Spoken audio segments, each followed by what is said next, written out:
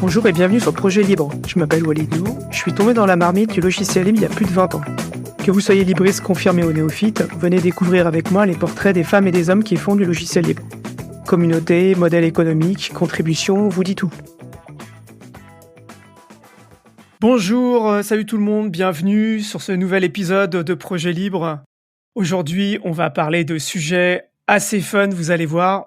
On va parler de livres, de publications, on va parler de données personnelles, on va parler d'apprentissage de ce que c'est que prendre conscience de ce que c'est que des données personnelles et ce qu'on doit faire. On va parler de médiation numérique, bref, on va parler de plein de choses. Et je suis avec mon invité qui s'appelle Audrey Guédan, que je connais à travers la communauté No Code, donc pas du tout au départ à travers le logiciel libre, même si on en a parlé assez rapidement. Voilà, et je suis très content d'être avec lui. Salut Audrey, tu vas bien ? Salut Walid, bah écoute, ça va super, très content d'être sur ton podcast également, ça fait plaisir. Alors pour tous ceux et toutes celles qui sont intéressés par le côté plutôt no-code, je vous mettrai dans les transcriptions de l'épisode l'interview qu'a fait Audrey il y a pas très longtemps dans un podcast très sympa qui s'appelle Les Portraits du no-code et dans lequel il parle un peu de toute la partie no-code. Donc on va pas forcément trop l'aborder ici, mais on va parler d'autres choses et on va parler de son parcours et on va parler des 2 livres qu'il a écrits, que je dois avouer, je suis très curieux de lui poser des questions dessus. Le premier, ça s'appelle « Construisez et programmez votre console de jeux open source ». Alors là c'est quand même, là c'est très fun. Et le deuxième, ça s'appelle « Datamania ». Et les deux, ils sont aux éditions Duno. Voilà.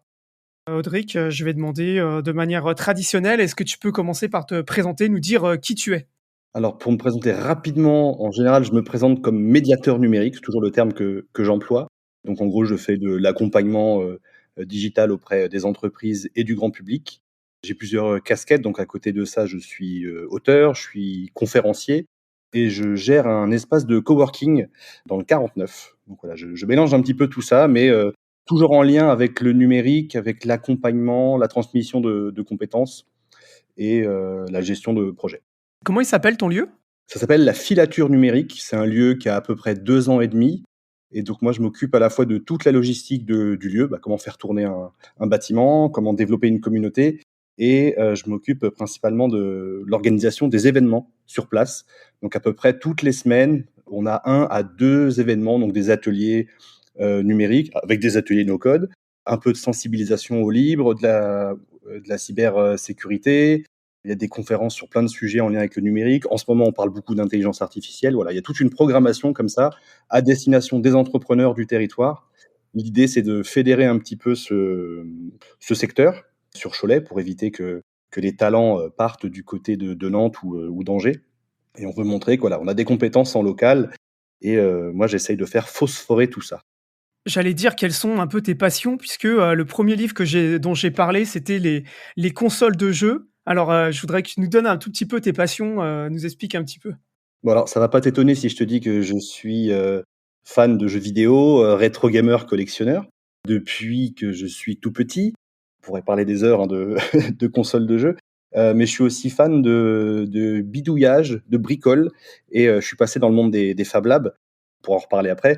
Mais il y a un moment où je me suis rendu compte que, il y avait une passerelle à faire entre ces 2 univers, entre le jeu vidéo et le monde de la fabrication numérique, qu'il n'existait pas d'ouvrage à ce moment-là. En tout cas, moi, j'en ai pas trouvé.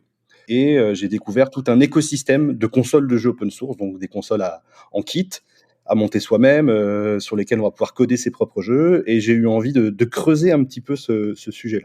Mais alors, traditionnellement, je demande aux gens comment est-ce qu'ils ont découvert le logiciel libre. Mais là, vu ton parcours, je vais commencer par te demander quel est ton parcours avant d'avoir découvert le logiciel libre. Alors, avant le logiciel libre, moi, j'ai fait des études de cinéma. Puis j'avais un parcours artistique, même si j'étais plutôt mauvais au final en dessin. Donc je suis parti dans le cinéma, dans la programmation culturelle et après j'ai fait un master 2, ça s'appelle ingénierie de la culture et de la communication, médiation des savoirs scientifiques. Donc c'est comment, rendre compréhensible des choses qui peuvent être un peu abstraites, un peu compliquées et de fil en aiguille, je me suis retrouvé à faire des ateliers numériques. J'ai travaillé en centre de loisirs pendant un moment, donc pareil, je faisais déjà des ateliers on parlait d'ateliers multimédia, à l'époque, alors que j'ai pas forcément un background technique, mais j'ai toujours mis les mains dans les machines. J'ai jamais eu peur de bricoler. Et je suis tombé sur le libre un peu par hasard. Il y a eu deux approches différentes. Il y a ma sœur qui m'avait fait découvrir Ubuntu. Je terminais le lycée. C'était 2006, donc tu vois, ça date. Je sais plus quelle version d'Ubuntu c'était, mais à ce moment-là, j'avais pas compris ce que c'était. J'avais juste vu que c'était, tiens, un système différent. Je veux tester. Et puis très rapidement, je me suis dit, ouh là là, j'arrive à rien. Et puis finalement, j'étais retourné sur Windows. Mais c'est quelques années après, lorsque je travaillais dans une médiathèque, j'étais responsable de l'espace public numérique, où j'ai un de mes agents qui m'avait parlé de Framasoft. C'était également la période, 2014, c'était après les révélations d'Edward Snowden. Donc c'est la période où moi j'ai commencé aussi à me poser des questions sur mon usage personnel du numérique et j'ai commencé à creuser le sujet, à comprendre ce qu'était le libre, l'open source. C'est également le même moment où je suis rentré dans l'univers des Fab Labs, donc là aussi l'open source a un rôle très important. Donc c'est vraiment 2014. Donc ça fait 10 ans vraiment que j'ai découvert le libre et que je suis rentré dedans à pieds joints. Peut-être trop à un moment, on pourra en reparler. C'était vraiment à ce moment-là que je suis rentré dans cet écosystème. Et donc avant, tu faisais, du Windows, du macOS, enfin, tu étais, dans un environnement un peu particulier ou enfin, ou tous les environnements propriétaires de manière générale, comment ça se Un passait? peu tous. Alors j'ai été comme beaucoup, hein, j'ai commencé sur Windows et je suis passé à macOS à l'époque où je faisais de la vidéo. Après mes études de cinéma, je me suis mis à mon compte une première fois et puis avec des amis, on a monté une petite structure. On faisait de la captation audiovisuelle, donc on filmait des conférences, des spectacles, des concerts et on faisait le montage et puis l'édition DVD et puis, tout ça derrière. Beaucoup de personnes qui travaillent dans l'audiovisuel et dans le graphisme étaient déjà sur du Mac, donc c'était entre guillemets «logique» à ce moment-là pour moi d'aller sur cette plateforme-là. Et j'avais été initié à l'univers d'Apple lorsque je travaillais dans le centre de loisirs, parce que le directeur de l'époque, c'était un fanboy d'Apple, donc on avait déjà des vieux Macintosh à disposition. Et je suis resté vraiment full Apple pendant peut-être à peu près 6 ans. Et après, j'ai fait, allez, je change tout et full Linux, full logiciel libre. Et puis, je suis revenu un petit peu en arrière, on pourra en reparler. Mais voilà, c'est à peu près à cette période-là. Donc en fait, il y a les révélations de Snowden. Ouais. Là, tu te dis: «Waouh, c'est un peu chaud là quand même, on nous espionne et tout» et là, allez, je change tout, et d'un coup, tu décides de tout changer pour passer, sous Linux. Ouais, et ça a été un peu violent. Ah oui? C'est comme si du jour au lendemain, tu dis, «J'arrête de manger de la viande, je mange que bio, que local». Il va y avoir beaucoup de contraintes, si tu le fais pas de manière progressive. Donc ouais, j'ai fait ça d'un coup. Premier truc que j'ai fait, c'était, installer, une distribution, ça devait être Ubuntu, sur mon iMac de l'époque, parce que ça marchait encore bien, à ce moment-là. Puis après, j'ai eu envie de bricoler mon téléphone, donc je suis passé par des ROM custom, j'ai testé pas mal de choses. Et puis j'ai voulu aller plus loin, je me suis dit: «Bon, alors je vais même changer mon matériel, je vais acheter du matériel vraiment, sur lequel je peux faire tourner n'importe quel, OS libre». Et progressivement, voilà, j'ai continué à me former, à, rentrer dans des associations, dans des communautés pour, aller plus loin et développer un petit peu mes compétences techniques sur le sujet. Qu'est-ce que ça fait d'arriver dans ce monde du libre, en fait? Quand tu viens du monde du propriétaire, tu es dans le monde, Apple, tout est beau, tout est fait pour, bosser ensemble et cetera, mais tu es quand même un peu enfermé, quoi. Ouais. Qu'est-ce que ça veut dire arriver dans le monde du libre, en fait? Tu dis: «Oui, voilà, je vais voir les assos et tout», mais genre, quels assos, voilà, comment ça se passe, en fait? Alors d'abord, c'est, connecter les gens sur internet. J'ai commencé à éplucher, un peu tout ce que faisait, Framasoft, à m'intéresser aux associations, qui proposaient des services internet, donc les fournisseurs d'accès internet associatifs, les FAI, qui appartiennent pour beaucoup à la fédération, la FFDN. Ça m'a ouvert d'autres portes. Après, il y a l'écosystème des chatons qui s'est mis en place, donc là des fournisseurs, des hébergeurs, alternatifs, transparents, ouverts, neutres et solidaires. Donc je suis allé voir un petit peu tous ces gens-là, savoir, voilà, qui ils étaient, ce qu'ils proposaient, qu'est-ce que je pouvais utiliser comme système pour remplacer les systèmes que j'utilisais, avant. Parce que c'est vrai que quand tu pars d'un monde, d'un écosystème fermé, alors qui marche très bien, hein, Apple, ça marche bien, mais le jour où tu veux en sortir, c'est compliqué, parce qu'ils ont tout fait pour que tu restes dans cette espèce de prison, dorée. Le jour où tu sors de là, tu te retrouves un peu, alors tu es complètement libre, au sens propre comme au sens figuré, mais tu sais pas trop dans quelle direction aller parce qu'il y a énormément de choix. Je pense d'ailleurs que c'est ce qui, fait peur aux gens quand tu leur parles de Linux. Il y a pas un Linux, hein, tu as 350 versions, différentes. C'est aussi la force de l'outil. Mais quand tu sais pas par quel bout prendre le truc, ouais, tu peux vite te perdre.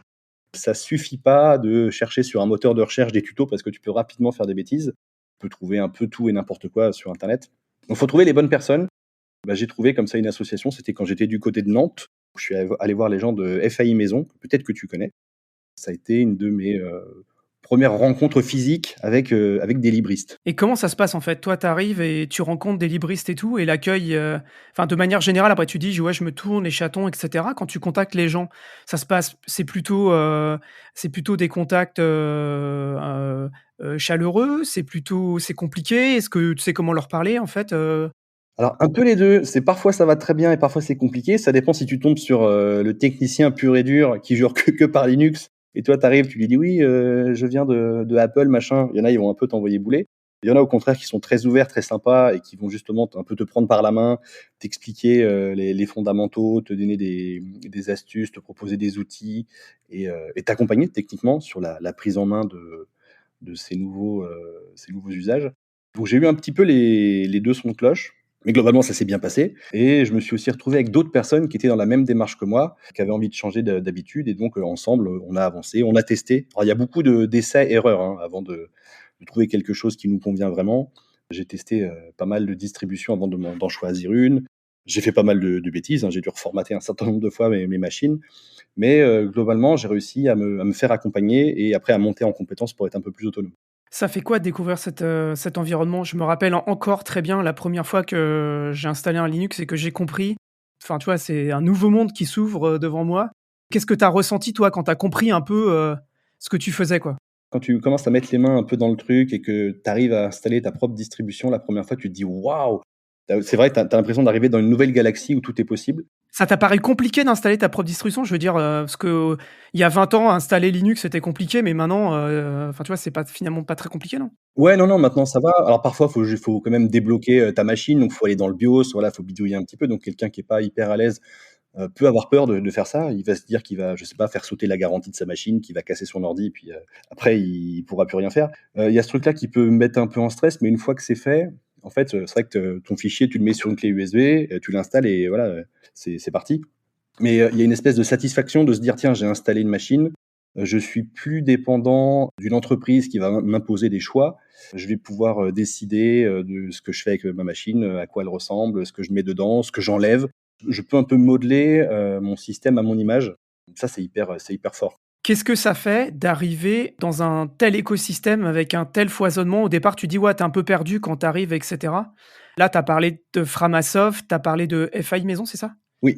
Quels sont en fait un peu les grands assos, les grands médias ou les grandes organisations vers lesquelles tu te tournes en fait, bah, pour prendre de l'info, pour comprendre comment ça marche? J'ai adhéré à peu près toutes les associations de libristes qui étaient soit locales, soit, qui avaient une dimension un peu plus large en France. Tu vois, je pense à, l'April, par exemple.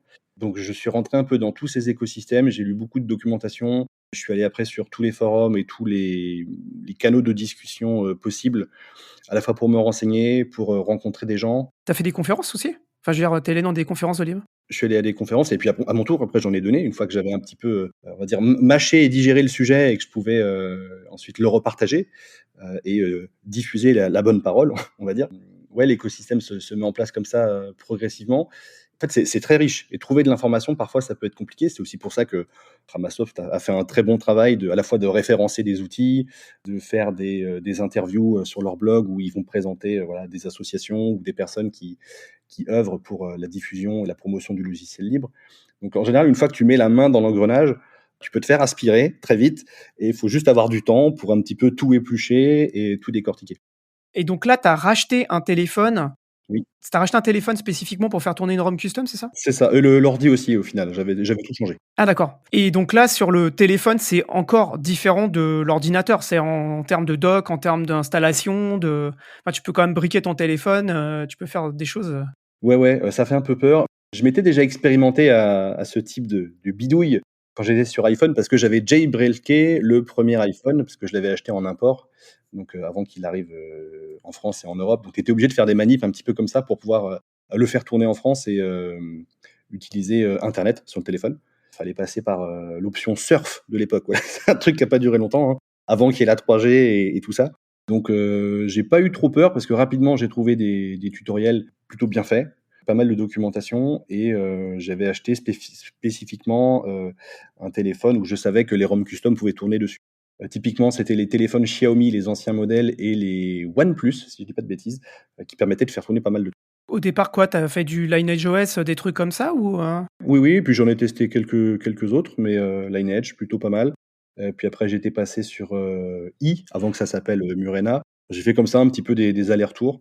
J'ai fait aussi des bêtises, hein, parfois, tiens, hop, je brique le téléphone, faut tout formater et j'ai perdu tout le contenu. Bon, ça arrive. Faites des sauvegardes, hein, faites des backups, mais c'est, en forgeant qu'on devient forgeron, donc j'ai continué de faire ça et puis après j'ai accompagné des personnes qui voulaient faire la même Mmh. chose. Ça me fait un peu la transition vers, la partie suivante que j'avais notée. Comment tu définirais la médiation numérique? Alors quand je parle de médiation, numérique, c'est le lien entre l'homme et la machine. Tu vois, la médiation, c'est on va dire, c'est 2 humains qui s'entendent pas, il y a des frictions, ça se castagne. Avec l'informatique, c'est pareil parce que, l'informatique, ça peut être vu comme quelque chose de compliqué, d'anxiogène, de dérangeant ou de bloquant et il y a besoin de fluidifier tout ça et il faut accompagner, le public, alors que ça soit le grand public ou un public, d'entrepreneurs. Mais, globalement, tu as, énormément de personnes. Alors, les chiffres officiels disent que c'est 20 de la population qui est en grande difficulté, voire en déconnexion totale avec le monde de l'informatique. Officieusement, c'est beaucoup plus parce que tu as des gens qui estiment savoir utiliser un ordinateur, sauf qu'en fait, ils savent juste lancer un logiciel, lancer internet et c'est tout et dès que ça marche pas, ils sont complètement perdus. Donc il y a beaucoup de monde à accompagner et donc il y a besoin de médiateurs, de formateurs, d'animateurs et la médiation numérique pour moi, c'est ça, c'est accompagner le public à la fois sur des sujets techniques, mais aussi les sensibiliser à des enjeux. Notamment, voilà, sur la liberté, la protection des données personnelles, la souveraineté, voilà, il y a plein de thématiques comme ça. Parce que c'est bien de savoir se servir de sa machine, mais c'est bien aussi de comprendre comment ça marche, à quoi ça sert, ce qu'on peut faire et que c'est un très bel outil, mais qui peut aussi se retourner contre nous si on s'en sert mal ou si on se protège pas. Qu'est-ce qu'il faut comme qualité pour être, médiateur numérique? Ouais, il faut être patient parce que, je pense que toutes les personnes, un petit peu, on va dire un peu le geek de la famille, se retrouvent à aider souvent, la tata, le tonton, pendant les repas de Noël, alors que c'est censé être un moment un peu de détente. Bon, bah, faut imaginer que c'est un peu ça au quotidien, avec des gens qui peuvent, parfois ne absolument pas comprendre, en fait, ce qu'ils sont en train de faire avec la machine et toi, ton rôle, c'est de leur donner les clés pour qu'ils puissent avancer le plus en autonomie possible, parce que s'ils sont dépendants de toi, bah, là aussi, ça pour moi, c'est compliqué. Donc il y a besoin de les accompagner ou de les réorienter vers les bonnes structures, les bons interlocuteurs. Il y a de plus en plus de lieux qui ont des personnes dédiées comme ça à la formation et à l'accompagnement numérique.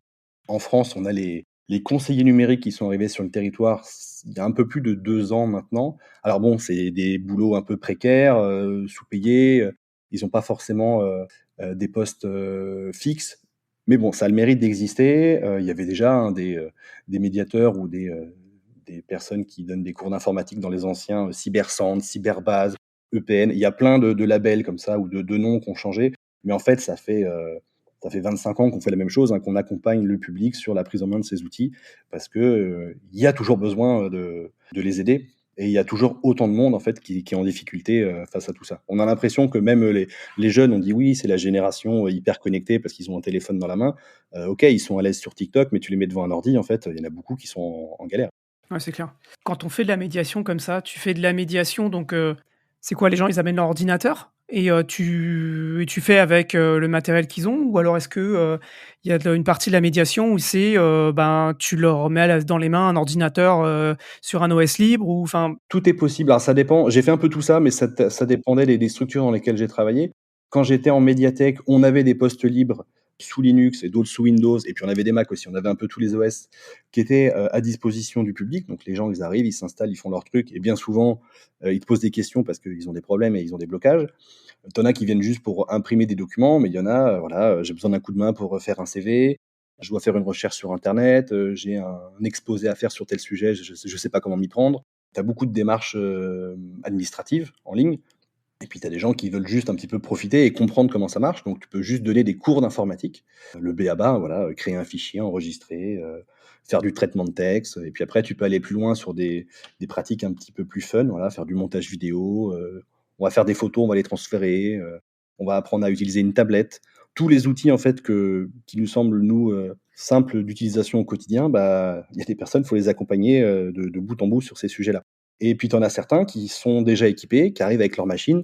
Alors soit, ils se sont fait entre guillemets «un peu avoir» par un vendeur, chez, la Fnac, Darty ou autre qui leur a vendu un truc, avec des antivirus, hyper chers dont ils avaient pas besoin et puis ils sont un peu paumés. Ou tu en as qui ont un peu de temps, souvent les retraités, hein, bizarrement, Ils ont du temps, ils ont la patience et ils veulent apprendre.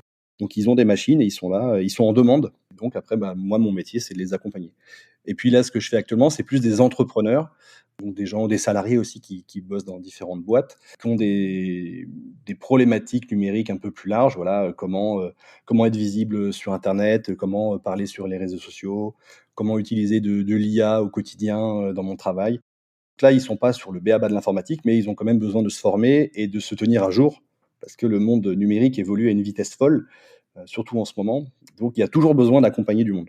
Dans ce travail de médiateur, comment tu fais la promotion, du logiciel libre, en fait? Est-ce que tu conseilles aux gens d'utiliser, des alternatives libres à d'autres logiciels et tout? Comment ça se passe? En général, j'essaye de alors il y a un moment, je présentais systématiquement du libre et puis j'évitais de parler des autres. Maintenant, j'essaye de donner le choix aussi, c'est surtout ça. Moi, c'est la notion de choix qui est importante. J'explique toujours la différence et puis c'est quoi les fondamentaux du libre et de l'open source. Pourquoi moi je favorise ce type de logiciel? Alors pour des cas de figure très précis, je sais pas, quand je leur fais un cours ou un atelier sur, utiliser un gestionnaire de mots de passe, bah, je vais leur dire pourquoi moi je préfère utiliser, celui qui est open source de l'autre qui est payant. Donc le libre en fait est systématiquement présent, dans en tout cas dans mes ateliers ou dans les thématiques que je peux aborder. Parfois, c'est juste aussi, faire de l'évangélisation, voilà, expliquer c'est quoi ce monde-là, pourquoi c'est important de contribuer, pourquoi ils utilisent sûrement déjà du libre sans le savoir et ouais, leur présenter un petit peu la galaxie des outils, qui pourraient remplacer, ce qu'ils utilisent au quotidien et leur montrer, pourquoi ça pourrait être plus intéressant. Alors, ça peut être d'un point de vue économique, hein, parce que, quand tu fais de la médiation, tu as aussi des personnes qui sont simplement dans la galère. Donc tu leur dis qu'avec un ordinateur de récupération, tu mets un Linux, ça coûte rien, tu mets du libre, c'est gratuit. Alors même si c'est bien de faire des dons aux développeurs, mais globalement, tu peux télécharger les logiciels, sans te poser, la question financière. Il y a des gens, tout de suite, ça les intéresse. C'est bien pour ça que, il y a toute une filière de reconditionnement de matériel informatique. Je pense à Emmaüs, voilà, qui vendent, des PC avec, leur distribution Linux. Voilà, un PC à 50 €, ça permet de démarrer et franchement, ça peut suffire largement pour quelqu'un qui a un usage un petit peu, lambda de l'informatique. Je crois qu'on va en reparler, d'ici peu dans le podcast, de ce sujet-là. Tu parles aussi des communs numériques? Tu fais un peu Ouais. d'initiation aux communs numériques? À ce que c'est, Ouais et puis, bah, le fait d'avoir aussi travaillé en médiathèque, en bibliothèque, la documentation, la contribution, c'est quelque chose d'assez important. Donc ça peut être par le biais, d'ateliers ou une espèce de logique qu'on fait à chaque fois. Ouais, tu vois, il va y avoir un projet, à chaque fois on va documenter, on va prendre des photos, on va le partager. Quand je travaillais dans une grosse médiathèque, il y avait le blog de la médiathèque, donc on expliquait tout ça. Les gens ont l'habitude d'utiliser Wikipédia, par exemple, sans forcément se poser la question de comment ça marche derrière. Si tu fais un atelier Wikipédia, que tu leur, expliques qu'ils peuvent contribuer, qu'ils peuvent mettre à jour, la fiche de leur ville, peuvent rajouter des informations. Ils disent: «Ah ouais, OK, j'ai cette puissance-là. J'ai aussi peut-être une connaissance que je vais pouvoir partager à un plus grand groupe» et ils se rendent compte de la richesse de tout ça et ils vont commencer à s'y mettre. Donc j'ai fait des ateliers comme ça. Tout ce qui est cartographie, OpenStreetMap, je suis assez fan parce qu'on peut contribuer de manière, hyper simple avec des petites applications, je pense à Street Complete qui est un peu comme, Pokémon Go, quoi. On se balade, on a des petites missions et puis je vais rajouter, les horaires de la boulangerie, je vais dire le type de bière qu'il y a dans cette brasserie, est-ce que, cet abribus est accessible à quelqu'un en fauteuil? Voilà, plein de petits trucs, assez simples et en fait, ça contribue et ça enrichit une doc et tout le monde va pouvoir en profiter derrière. donc tu vois les gens progresser dans leur connaissance de l'informatique? Ouais, dans leur envie de partager aussi et une fois qu'ils ont compris, il y en a qui vont essayer de se spécialiser un petit peu, voilà, sur des outils ou sur des techniques. Ouais, ils se rendent compte, en fait, de la puissance que ça a et qu'ils sont pas juste, on va dire consommateurs. Ils sont pas, bah, c'est pas comme, tu te poses devant la télé ou Netflix et tu et tu regardes tes trucs. Là, tu peux vraiment être acteur, tu peux vraiment, bah, rencontrer les gens, aller voir des communautés qui vont soit, elles, t'accompagner aussi, qui vont pouvoir échanger de la connaissance et toi, ça va te en tant qu'individu, c'est hyper fort, quoi, de se dire que tu fais partie un peu de ce tout et que, tes choix, tes décisions peuvent avoir un impact aussi sur les autres. Est-ce que le fait que tu n'aies pas un profil d'informaticien à la base, tu pas fait des études informatiques, aide justement pour parler aux gens et pour, vulgariser et Peut-être, je pense, parce que j'essaye à chaque fois, voilà, d'expliquer ça avec des termes, simples d'accès, de faire des analogies, de faire de l'humour et de pas rentrer dans la technique, parce qu'au final, la technique, c'est pas toujours ce qui intéresse les gens. Parfois, tu as juste envie que ça fonctionne, quoi. Après, les gens qui ont envie de creuser, ça c'est bien aussi, parce qu'ils vont pouvoir aller encore plus loin dans l'autonomie, et à leur tour, ils vont pouvoir aussi, eux, accompagner et former d'autres personnes.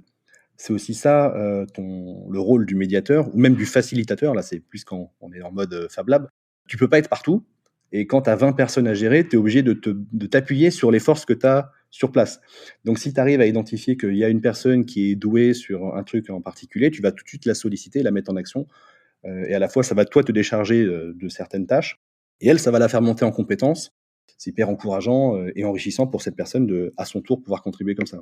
Vous avez une grosse communauté de médiateurs, numériques? Comment ça se passe? Comment vous interagissez entre vous? Il y a plusieurs coopératives qui existent, il y a des fédérations, il y a ce qu'on appelle des hubs, donc c'est des organismes qui vont essayer de centraliser côté, c'est départemental ou régional, je sais plus, j'ai un doute.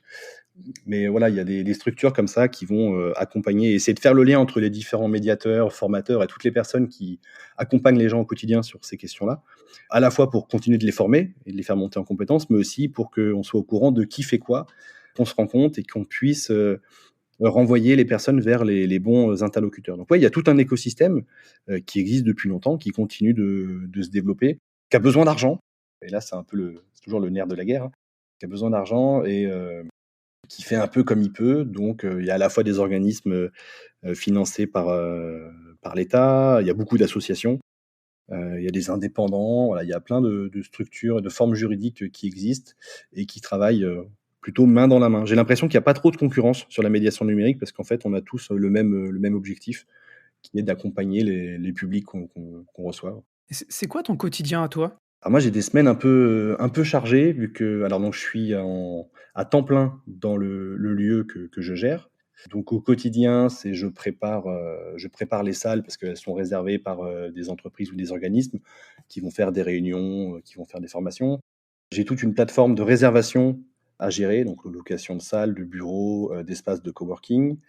En parallèle, j'avance sur ma programmation événementielle, donc il y a des ateliers que j'anime moi-même, donc il faut que je prépare, le programme, que je prépare mes supports. Puis il y a d'autres ateliers, ça va être des partenaires, parfois ça va être certains coworkers qui vont, proposer spontanément, d'animer des thématiques parce qu'ils ont chacun leur corps de métier. Ça, c'est un peu la force des espaces, des tiers-lieux et des coworking, parce que j'ai à la fois des développeurs, des designers, des gens qui font, de la stratégie, marketing. J'ai des commerciaux, il y a des gens qui font du recrutement, il y a des profs de langue, enfin voilà, c'est très varié. Donc je m'appuie un peu sur tout ce petit monde. Donc je fais ma programmation événementielle, hein, comme un lieu culturel. Comme je travaille au développement économique, avec mes collègues du Deveco, bah, on a des rendez-vous, à l'extérieur et on reçoit également des porteurs de projets ou des entreprises qui souhaitent avancer sur les questions du numérique. Puis après moi, je vais réorienter vers le bon interlocuteur, que ça soit, voilà, une entreprise qui crée des sites, qui fait du référencement, qui fait de la cybersécurité, vers quelqu'un qui veut développer une application ou autre. Donc là, je fais jouer mon réseau. Donc ça, c'est un peu de ma semaine, la semaine classique. Et puis en parallèle, et bah, il y a des soirées où je vais faire des conférences, à gauche, à droite. Je vais faire des ateliers dans d'autres lieux, à destination d'autres publics. Puis quand j'ai un peu de temps, je continue de me former sur des sujets parce que ça évolue tout le temps. Je fais beaucoup de veille. Quand j'ai un peu de temps, je joue aussi un peu quand même en soirée. C'est à la fois très chargé et à la fois, très stimulant, puisque beaucoup de relations et beaucoup de temps aussi à regarder ce qui arrive, les nouveautés et cetera. C'est C'est cool. ça, mais comme c'est, on va dire, un métier passion, tu regardes pas forcément le temps que ça prend. Après voilà, il y a quand même le temps de famille à garder, mais c'est vrai que je trouve ça hyper enrichissant et motivant. Tu as toujours envie, en tout cas moi j'ai toujours envie d'aller plus loin, de me former à d'autres sujets, donc j'ai des espèces de vagues comme ça sur des sujets où pendant, quelques temps, quelques mois ou même quelques années, je vais vraiment être focus sur un truc très précis. Puis une fois que j'ai eu l'impression d'avoir fait le tour, bah, je passe à un autre sujet et puis voilà, je fais que ça pendant un temps et ainsi de suite. Et je passe comme ça, je fais des boucles sur des thématiques et ça me permet de toujours, me maintenir à jour et de proposer à chaque fois de nouvelles prestations également, à mes clients. On échange pas mal sur les outils libres et cetera, que tu utilises ou que tu connais et idem quoi, donc ça, c'est aussi assez cool d'avoir des gens avec qui disent: «Ah, tu as déjà rencontré ça, tu as déjà vu tel truc, ou tu devrais peut-être regarder ça et tout», ça c'est vraiment chouette. Et la question que je me posais, c'est, tu as découvert le libre il y a 10 ans et maintenant, en fait, quelle est ta pratique de l'informatique, en fait? Est-ce que tu es toujours, full libre? Est-ce que tu fais un peu des 2? Dans quelle réalité tu vis, en termes, numériques? Alors quand je suis parti en full libre, c'est aussi la période où j'ai complètement coupé tous mes réseaux sociaux parce qu'il fallait être logique à un moment. Donc je suis parti de Twitter, Facebook, LinkedIn, j'ai tout fermé. Je me suis formé à mes trucs et puis après je me suis dit: «Bon, comment Tu es je fais chaud toi quand maintenant?» même, hein? Je suis extrême. Ouais, c'est clair. Et je me suis dit après comment maintenant, je communique auprès du public? Comment je vais trouver des gens à former si je suis plus présent et si je suis plus sur les plateformes grand public? Parce que, bon, j'étais sur Mastodon aussi depuis un moment, mais c'est pas là-bas que je vais trouver des gens à accompagner. Les gens sur Mastodon, en général, sont, déjà éclairés en tout cas sur ces thématiques-là. Donc Mastodon, pour les gens qui connaissent pas, on va dire c'est un logiciel libre de microblogging, c'est un équivalent, allez, de Twitter, enfin X maintenant, mais qui est fédéré. Voilà, c'est plusieurs petits, réseaux qui vont communiquer, entre eux. Donc progressivement, j'ai dû revenir sur les plateformes propriétaires, également parce que j'avais des clients qui, entre guillemets, «m'imposaient» à utiliser des outils, notamment le Messenger de Facebook, que j'aime pas trop. Donc j'y suis revenu, petit à petit pour être visible. Alors juste pour faire, on va dire de la promotion de contenus libres. Donc bon, ça avait pas forcément d'impact, hein, sur les réseaux, mais en tout cas, je pouvais en parler à mes contacts. Je suis revenu comme ça progressivement et pareil, j'ai dû remettre des appareils, non libres dans ma vie parce que, j'ai eu moins de temps. Bah, je suis devenu papa, donc j'ai eu moins de temps aussi à consacrer à tout ça et j'ai eu besoin d'avoir des outils qui fonctionnent rapidement tout de suite. Donc, progressivement, je suis revenu, dans le monde de Apple, en gardant quand même mon matériel libre à côté. Donc en fait, maintenant je passe de l'un à l'autre en fonction des besoins. Toi, dans mon poste ici à temps plein, je suis sur du Windows. À la maison, j'ai mon Mac, j'ai aussi mon Linux. Et en fonction des ateliers, des thématiques, bah, je prends l'une ou l'autre des machines.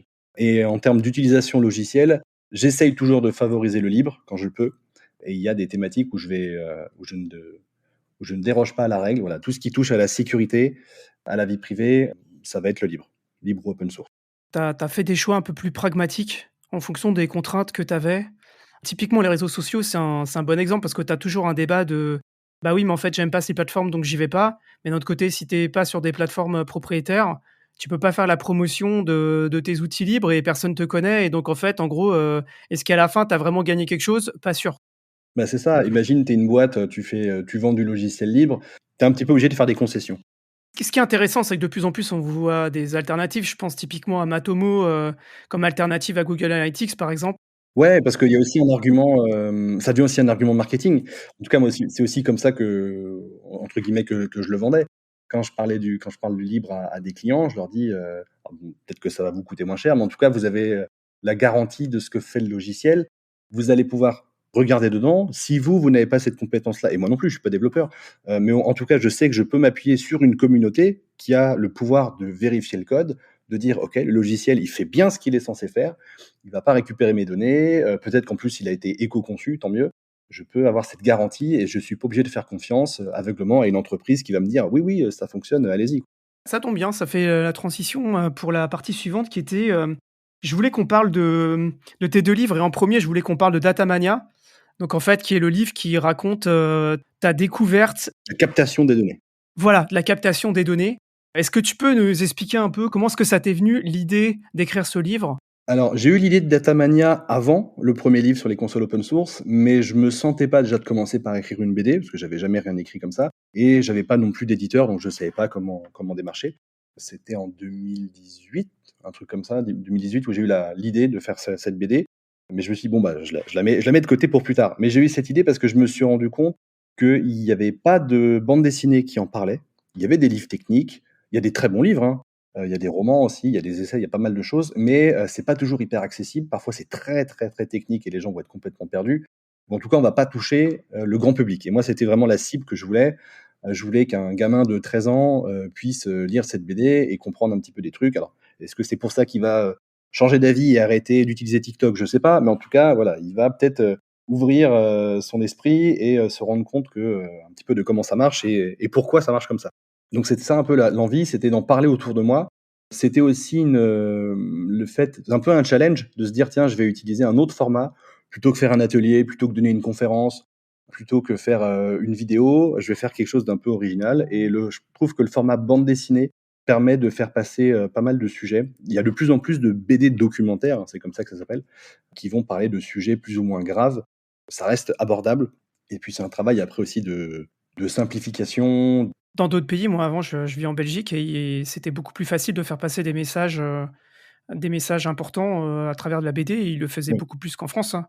Et je pense typiquement assez récemment, il y a une BD, qui a fait pas mal, qui s'est beaucoup vendue, qui a fait pas mal de bruit, ça s'appelle Le Monde sans fin, la BD de oui. Jean Covici et Blin et qui pareil aborde des sujets, hyper, techniques et hyper importants à travers une BD et qui a bien marché justement parce que le format BD permet de rendre ça, beaucoup plus compréhensible, et aussi, potentiellement un peu plus fun, quoi. Ouais et puis dans ma BD, j'avais aussi envie de pouvoir partir dans des trucs un peu délirants Oui, parce que c'est une autre question, ouais. parce qu'on suit, on va dire que c'est mon avatar. Il y a un peu d'autobiographie dans le truc, mais pas complètement. On suit mon personnage qui part, dans l'espace, qui va aller de planète en planète et à chaque fois, il va rencontrer des entités, bizarres, des aliens, des androïdes. Il va rencontrer des personnages qui vont à chaque fois lui transmettre de la compétence et de la connaissance. Donc il va aller sur la planète Pingouin, où il va rencontrer le le grand gnou. Il va aller sur la planète, je sais plus, c'est Cryptos, où il va découvrir le chiffrement, voilà et à chaque fois, il va apprendre de nouvelles choses qu'il va ramener sur terre, qu'il va ensuite partager à sa famille, à ses collègues, à qui il va prendre la tête, bien sûr.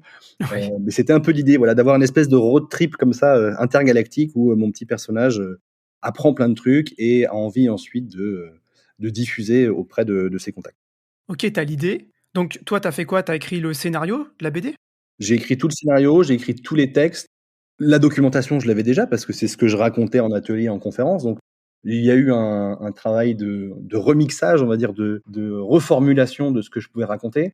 J'ai dû transposer aussi des trucs pour faire des petites, scénettes pour expliquer des concepts. Mais ouais, il y a eu tout ce travail-là d'écriture, ouais, un peu comme une écriture de théâtre avec vraiment, qui parle, à quel moment, avec parfois, j'avais vraiment des idées de mise en scène. Dans la case 1, il se passe ça, dans la case 2, en arrière-plan. Et parfois, j'avais pas du tout d'idée, hein. Je disais juste: «Voilà tout le texte» et c'est l'illustrateur qui devait se débrouiller. Justement, l'illustrateur, comment tu trouves un illustrateur? Comment tu lui présentes ton projet? Où est-ce que tu l'as trouvé l'illustrateur? Alors, l'illustrateur, c'est Alf Bob. Moi, je connaissais déjà son travail parce qu'il avait écrit des BD qui parlaient notamment de rock indépendant. Et là, c'est en fait avec, mon éditeur, parce que donc j'avais déjà un éditeur vu que c'était Ah, c'est ça, tu as trouvé l'éditeur avant? j'avais déjà l'éditeur. L'éditeur, c'était vu que c'était Duno avec qui j'avais Ouais, OK. travaillé sur le premier livre, ça a été plus facile, lorsque j'ai eu cette idée de bande dessinée, donc c'est avec mon éditeur. Il m'a demandé, voilà: «Fais-moi en gros, une liste, des illustrateurs que tu aimes bien ou avec qui tu aimerais travailler et avec lesquels, tu penses que ton univers pourrait bien matcher». Donc j'avais fait une petite liste et Alf Bob était en haut de la liste et il a été contacté et il était disponible et intéressé par le projet, donc ça a commencé comme ça. C'est l'éditeur qui a fait, l'intermédiaire. Et donc là, après, quoi, vous vous rencontrez, vous travaillez ensemble à distance, sur place, comment ça marche en fait? Ça a été que du distanciel parce que lui, il est du côté de Saint-Étienne, si je dis pas de bêtises. On s'est rencontrés il y a pas très, très longtemps pour de vrai à un salon, justement, où on allait dédicacer la BD. Mais ouais, tout s'est fait à distance. En plus, c'était pendant le confinement, si je dis pas de bêtises, pendant qu'on a finalisé tout ça. Il y a eu un premier, on va dire le premier entretien, c'était: «Est-ce qu'on est d'accord un peu sur, la thématique, sur comment on travaille?» Lui, il a dû faire les 10 premières planches. Donc ça, c'était aussi moi mon premier job, c'était écrire, voilà, les 10 premières planches pour que lui puisse faire des dessins. Après, il y a quelques allers-retours avec l'éditeur et puis ça part sur un espèce de comité, de sélection en interne chez Duno qui vont dire: «Est-ce qu'on va ou pas sur ce projet?» Et puis ça a été validé, donc ensuite il y a eu un échéancier où moi je devais rendre, tout le scénario à telle date et puis après c'était à l'illustrateur de pouvoir travailler, en parallèle, sur mon texte. Ça a pris combien de temps, le projet complet? Au total, ça a pris 1 an et demi, 6 mois d'écriture et 1 an pour les dessins. Et la BD, elle est sortie quand? Elle est sortie en mars, 2023, donc il y a un peu plus d'1 an. Est-ce que la BD, elle correspondait à ton idée de départ? Je veux dire, est-ce que tu en es super Ouais, satisfait ou? ah ouais, ouais, carrément, oui, ouais, j'en suis très fier. C'était complètement les idées que j'avais dans ma tête. C'est pour ça que c'est un peu farfelu, hein, d'ailleurs dans la BD. Je trouve que le style d'Alf Bov, correspondait vraiment à ce que j'avais imaginé. Alors ça, je sais que ça plaît pas à tout le monde, mais moi j'aime bien ce type de dessin un petit peu naïf, avec beaucoup de couleurs. Vu que j'ai un univers qui était un peu délirant, un peu science-fiction, fallait un truc, voilà, qui déménage un petit peu. Donc ouais, ouais, ça correspond exactement à ce que j'avais imaginé et les retours que j'ai eus d'autres médiateurs ou d'autres formateurs numériques, sont aussi très positifs et je sais que j'en ai certains qui s'en servent maintenant comme d'un outil pédagogique. Donc ça, je suis hyper content. Ça fait plaisir de voir qu'il y a des gens qui s'appuient là-dessus maintenant pour aussi faire des ateliers ou en tout cas sensibiliser les gens à ces thématiques-là. Bah, c'était ma question, suivante, c'était, quels étaient les retours? Est-ce que tu as eu des retours, bah, des gens de ton métier, donc ça tu viens de répondre. Est-ce que tu as eu des retours aussi du public? Est-ce que tu as rencontré des gens, bah, tu parlais des dédicaces et tout, est-ce que tu as rencontré des gens qui t'ont dit que ça les avait, aidés ou que ça les avait, leur avait permis de s'ouvrir un peu à ces thématiques? Oui et j'en ai rencontré aussi qui ont acheté la BD pour l'offrir à un proche justement. Alors, souvent, c'est des personnes qui étaient déjà un petit peu sensibles à ces sujets-là, mais qui trouvaient pas non plus la manière d'en faire la promotion ou de convaincre et ils ont acheté cette BD pour essayer, voilà, de convaincre des proches à changer d'avis ou changer d'outil ou en tout cas essayer d'ouvrir les yeux un petit peu sur certaines, réalités. Donc ouais, ouais, j'ai eu des retours à ce niveau-là et d'un point de vue, presse spécialisée, j'ai eu aussi beaucoup de retours positifs. J'ai fait un petit dossier de presse, sur le site que j'ai pondu exprès pour la sortie de la BD. J'ai fait un petit site en no code, hein, pour m'amuser. Mais ouais, il y a eu, Linux Magazine qui en a parlé, un magazine spécialisé dans la BD, c'est passé dans Okapi. Donc il y a eu un petit peu de visibilité. Alors il n'y avait pas eu tant de ventes que ça. Il y a 5 000 exemplaires qui ont été imprimés et à peu près la moitié ont été vendus. Mais pour une première BD, c'est plutôt pas mal. Mais ouais, les retours en tout cas, critiques étaient positifs. Ouais, c'est cool. Là, on a parlé de la deuxième BD. Donc en fait, si je comprends bien de ce que tu dis, en fait, tu avais cette idée-là avant d'écrire un livre sur les consoles open source, Ouais, mais que finalement, c'était plus facile d'aller voir l'éditeur et de lui présenter le projet des consoles open source que de lui présenter la BD, c'est bien ça? c'est ça, ouais, ouais. Je savais pas trop commencer. J'avais jamais écrit de BD, mais même le premier livre que j'ai écrit, bah, c'était le premier. Je savais pas trop par quel bout prendre ça. Donc l'idée de la BD, je l'avais gardée dans un coin de la tête et j'avais d'abord commencé par mon projet de livre, sur les consoles open source, ouais. Et alors attends, quand tu vas voir un éditeur en lui disant que tu veux faire un livre sur les consoles rétro gaming open source, et comment il te regarde l'éditeur? C'est quand même une niche de la niche, quoi, tu vois? Ouais, ouais, ouais, c'était un truc très Genre particulier. il y a un marché pour ce public-là? Ah bah, ouais, mine de rien, un petit peu tous les gamers et tous les gens qui bossent dans les Fab Labs, ils aiment bien bricoler, donc ils aiment bien se faire leur petite console. Mais là aussi, l'origine story du truc est un peu particulière. En fait, il y avait eu un appel à projet. C'était un éditeur spécialisé dans, l'histoire du jeu vidéo qui avait lancé ça. C'était un concours, voilà, d'écriture. La thématique, c'était console de jeu. Donc au début, moi, je voulais parler d'une console de jeu, je voulais parler de la Virtual Boy, mais je me suis dit: «Ouais, alors moi, je suis pas journaliste, je suis pas historien, je vais pas aller faire un voyage au Japon pour, déterrer des infos, jamais je trouverai quelque chose». Dans quelle console? La Virtual Boy, c'est ça? Virtual Boy, ouais, qui est une console de Nintendo qui a pas très, très bien marché, qui est même pas sortie en Europe. C'est un peu l'ancêtre de la réalité virtuelle, où tu mettais la tête dedans et c'était en monochrome Ah oui, je rouge. me rappelle de ça. OK, ouais. Ah oui, ça a pas du tout marché, ouais, c'est Voilà. clair. Mais il y avait pas de livre, à l'époque qui en parlait. Mais je me suis dit: «Non, là, c'est un plan galère, donc je vais partir sur autre chose» et là, je me suis dit: «Mais oui, mais moi, j'ai plein de petites consoles open source, dans mes placards, j'ai plein de trucs que je fais en atelier, personne en parle. Je suis sûr que la presse spécialisée en a jamais entendu parler». Donc j'ai commencé à écrire là-dessus. Donc j'avais fait une première trame, j'avais écrit, je sais plus, une dizaine de pages, que j'avais envoyé au concours et le concours, ils m'ont dit: «Non, ça nous plaît pas, on trouve ça un peu trop compliqué». Je pense qu'ils avaient pas compris ce qu'était l'open source. Ils s'étaient même posé la question de la légalité. Ils ont dit: «Oui, alors c'est pour utiliser des émulateurs, des ROM». Je dis: «Non, non, c'est pas du tout le délire. Alors on peut, mais c'était pas ça que je mettais en avant». Donc ils m'avaient dit non et moi je m'étais dit: «Ouais, mais c'est dommage, j'ai commencé à travailler là-dessus, donc je vais le proposer à quelqu'un d'autre». Donc j'ai envoyé, mon manuscrit à d'autres, éditeurs spécialisés dans tout ce qui touche aux jeux vidéo. Donc là, pareil, j'ai pas forcément, eu des retours, positifs et puis j'ai continué comme ça et je me suis dit: «Tiens, on va aller vers des éditeurs un peu plus, "classiques" entre guillemets, mais qui s'intéressent quand même à la technique». Donc j'ai contacté Juno, qui a tout de suite été très intéressé, mais qui m'a dit: «Nous, on veut aussi un livre avec une partie tutoriel». Parce qu'au début, c'était que moi la partie histoire qui m'intéressait. C'était vraiment l'histoire des consoles open source.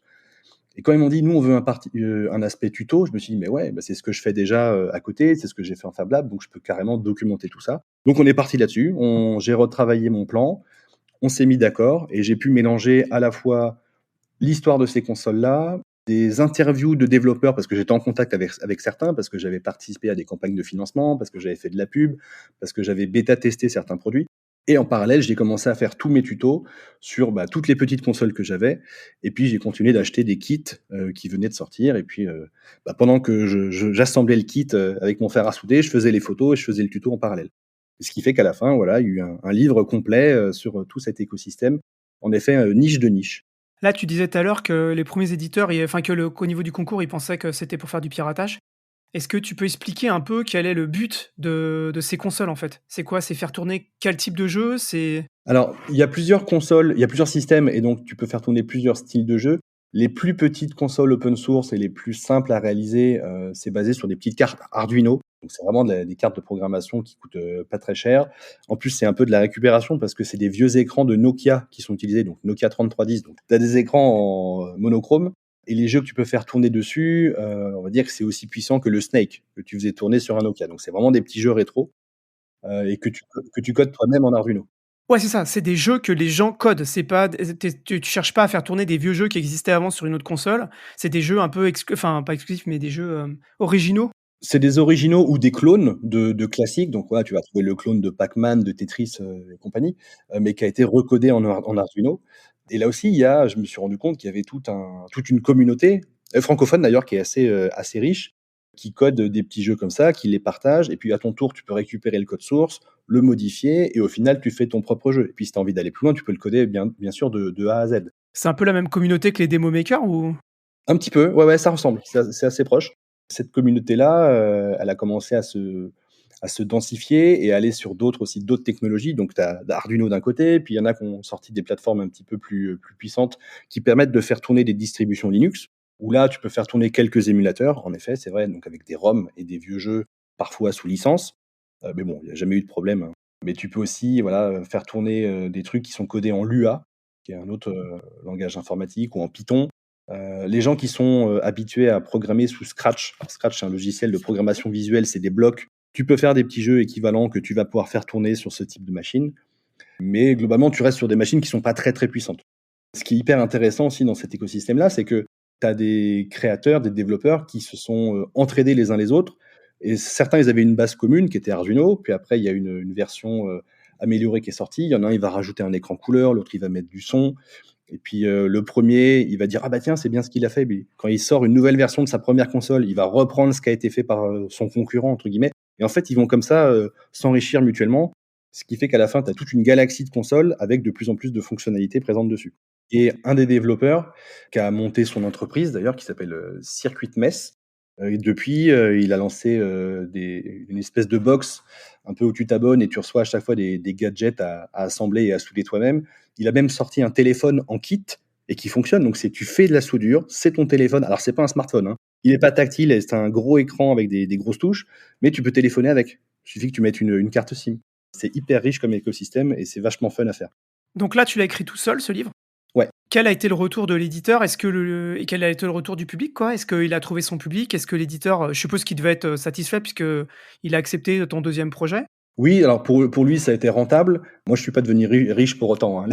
En tant qu'auteur, surtout quand on débute, on gagne pas beaucoup, hein. Pour donner, un peu un ordre d'idée, c'est à peu près, 6 du prix de vente. Donc, là, pareil, c'était un petit tirage. Je sais plus combien d'exemplaires ont été tirés, mais il y en a peut-être 1000, 1 500 qui ont été vendus, quelque chose comme ça. Les personnes un peu, bidouilleurs, en tout cas la communauté maker qui a découvert le livre était plutôt contente. Alors j'ai eu quelques critiques parce que, j'ai pas parlé que d'outils libres dedans. J'ai pas pu, citer toutes les consoles qui existaient parce qu'il y en a encore qui sortent, à l'heure actuelle. Mais, des gens s'en sont servis pour en tout cas commencer à assembler aussi des petites machines.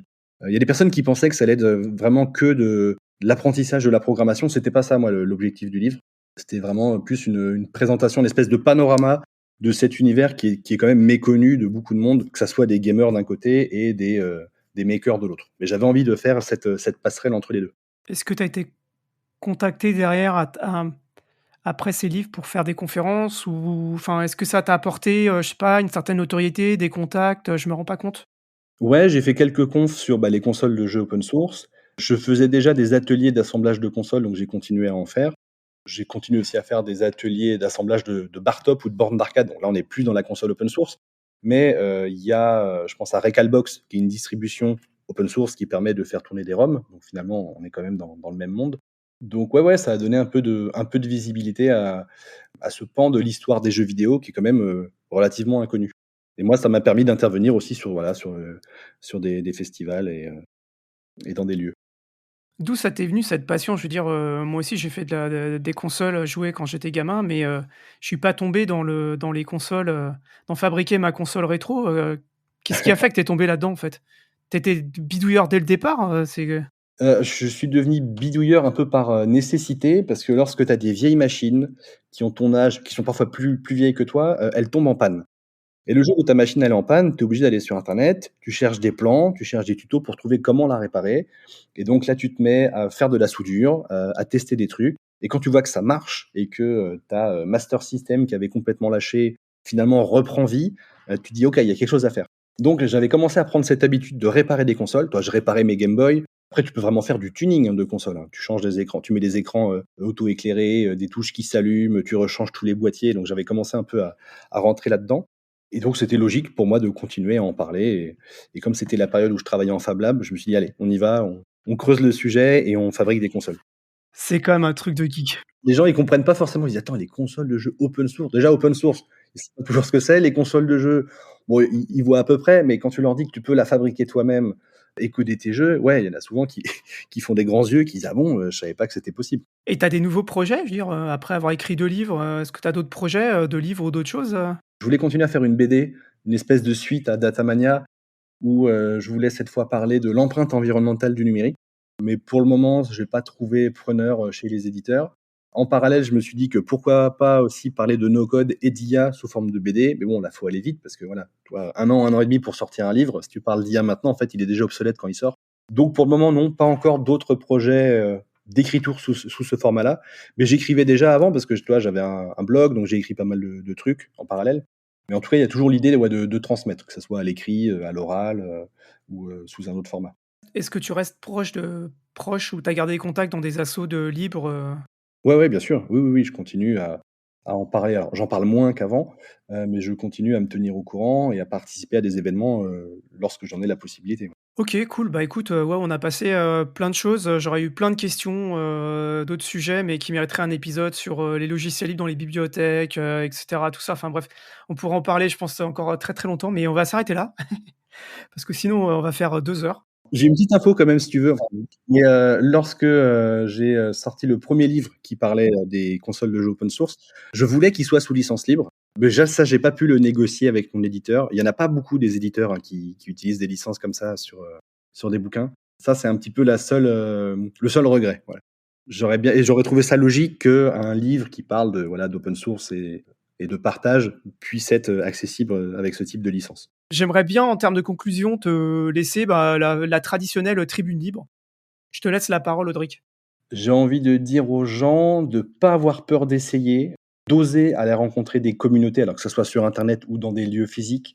Voilà, il faut pousser la porte et rentrer dans un Fab Lab, dans une médiathèque, dans un EPN, dans ce que vous voulez, pour vous faire accompagner et même si vous pensez que vous n'avez pas de compétences, bien souvent c'est faux, vous en avez et vous allez pouvoir contribuer, même si c'est pas techniquement, vous allez pouvoir contribuer à la communauté et vous allez, vous enrichir vous-même de ces nouvelles expériences. Donc, je vous incite et je vous invite vraiment, à aller autour de chez vous, il y a plein de cartes qui permettent de lister comme ça des lieux comme ça, notamment la cartographie des tiers-lieux, je sais plus comment elle s'appelle, c'est tiers-lieux France, j'ai un doute. Vous allez retrouver dessus alors, les espaces de coworking, les Fab Labs, les médiathèques, les centres sociaux qui font de l'accompagnement numérique. Donc franchement, allez les rencontrer et même si vous êtes, vous, hyper technicien, hyper, pointu sur des sujets, vous avez aussi sûrement, des compétences à partager, autour de vous. Donc, ne gardez pas ça pour vous.